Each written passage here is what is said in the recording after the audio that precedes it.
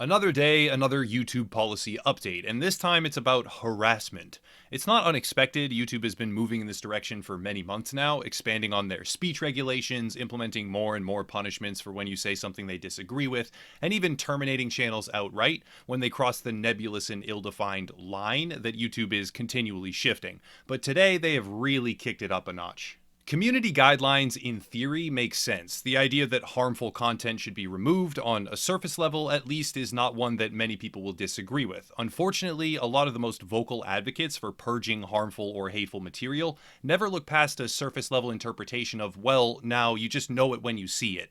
This is a supremely ignorant position. A typical strawman argument is that speaking out against YouTube's policy stance regarding hate speech or harmful content makes you, by default, a defender of abhorrent ideologies. That is intellectual dishonesty used by mentally inferior people.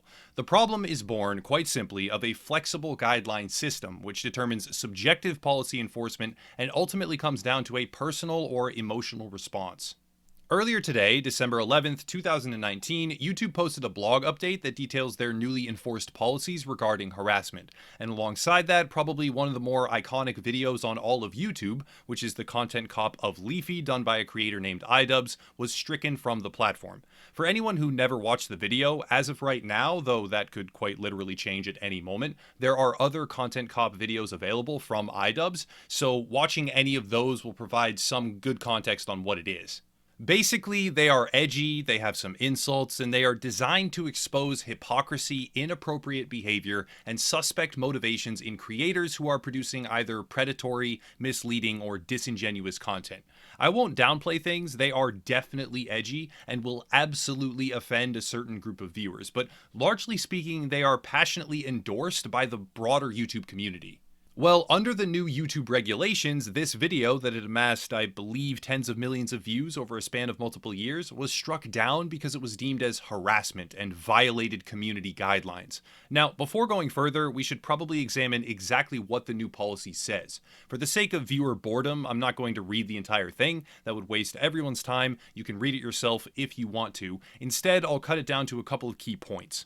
Beyond threatening someone, and this honestly makes sense, legally speaking, physical threats are clearly outlined. The charge of assault, contrary to popular belief, actually means verbal threats, not physical attacks. That would become assault and battery. So the presence of YouTube policy regarding actual threats is completely understandable. That's not my point, and it makes total sense. But anyways, moving on. Beyond threatening someone, there is also demeaning language that goes too far. To establish a consistent criteria for what type of content is not allowed on YouTube, we're building upon the framework we use for our hate speech policy. We will no longer allow content that maliciously insults someone based on protected attributes such as their race, gender expression, or sexual orientation. This applies to everyone from private individuals to YouTube creators to public officials.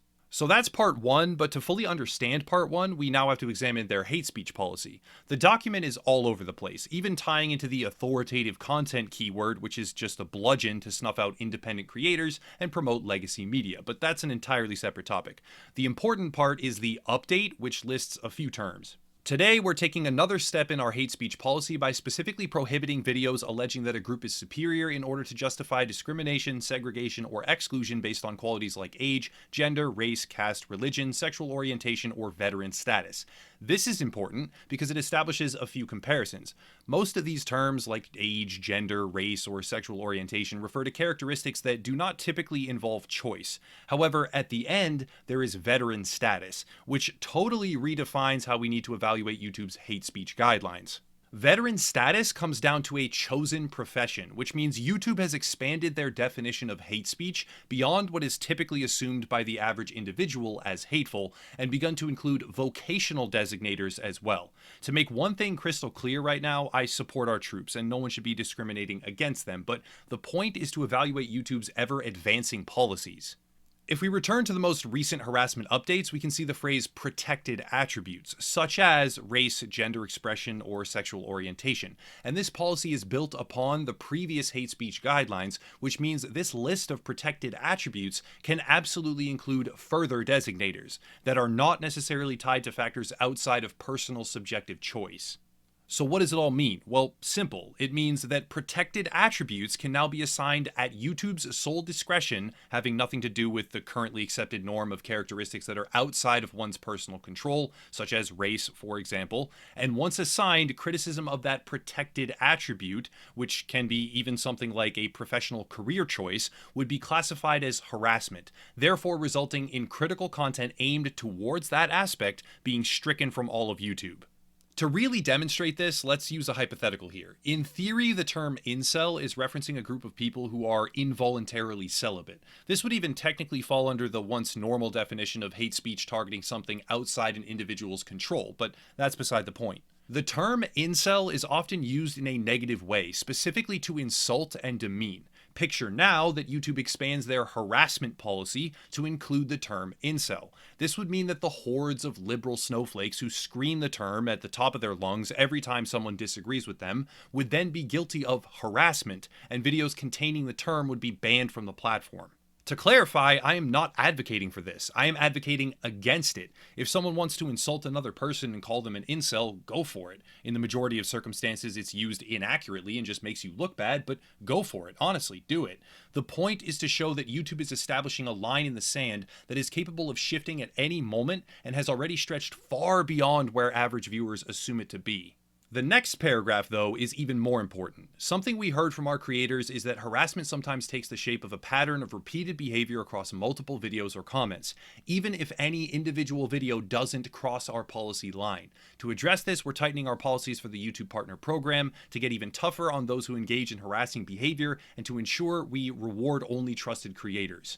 This is off the deep end. At first glance, maybe it won't appear that way, but the phrase harassment sometimes takes the shape of a pattern of repeated behavior across multiple videos or comments, even if any individual video doesn't cross our policy line. This means that you can criticize peer behavior while adhering precisely to the policies YouTube itself has laid out, but if you do it multiple times while still not violating their guidelines, suddenly, even though you didn't break any rules, it's harassment. Deleted. Trying to comprehend the spiderweb of impossibilities and idiocy here is honestly painful. How about this? Picture a creator you truly despise because of their politics, for lack of a better example. Let's say you are extremely liberal and you absolutely hate a certain conservative creator's content, but you greatly enjoy the analytical pieces by others that dissect his positions and shut him down intensely. Well, under these new harassment rules, your favorite creator who dunks on the creator you dislike, maybe every week or so, can quite possibly have that material deleted and his channel penalized, even though he never violated the rules, just because it's an ongoing pattern. I struggle to articulate the pathetic, safe space, infantile delusion that YouTube is becoming. It's one thing to affect monetization. Brands have every right to establish what type of content they do or do not want their advertisements to show up on. I may dislike it, I really do, but I can't dispute its legitimacy. It's their money, they choose. It's also understandable for social media users to block each other or prevent each other from commenting on their tweets or posts or whatever it may be. I think it's somewhat comedic when someone like Jason Schreier blocks literally tens of thousands of people through a bot program as soon as they interact with anyone he has ever disliked. But even then, on the most fundamental level, he is blocking them from interacting with him or commenting on his posts. They are still free to surf the entirety of Twitter elsewhere. But when harassment guidelines are established that are so far reaching, they include protected attributes that can and do expand constantly based on nothing but subjective feelings, it turns even the most rigorously moderated discourse into a metaphorical child's playpen.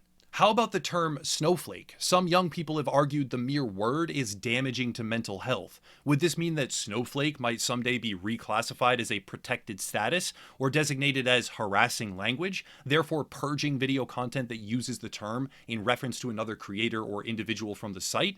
Who knows? Because what they just released today makes it painfully obvious that the door is wide open for that.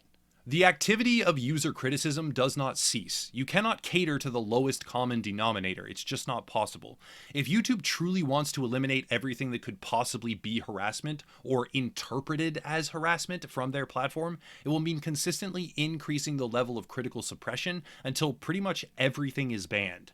YouTube will also ban veiled or implied threats, but who is the one determining what is implied? Who is the person in charge of subjectively identifying what a user meant between the lines? And how in the world is that ever supposed to go well? Some users who feel victimized by critical content will temporarily rejoice. They will view this as a win because that mean user who criticized them before all this got shut down, but it doesn't stop with just that one mean person who attacked you that one time. It expands. It expands from harassment to criticism, and then before you know it, it will envelop the righteous do-gooders attempting to passionately call out malicious or manipulative peers, which is pretty much what Content Cop was.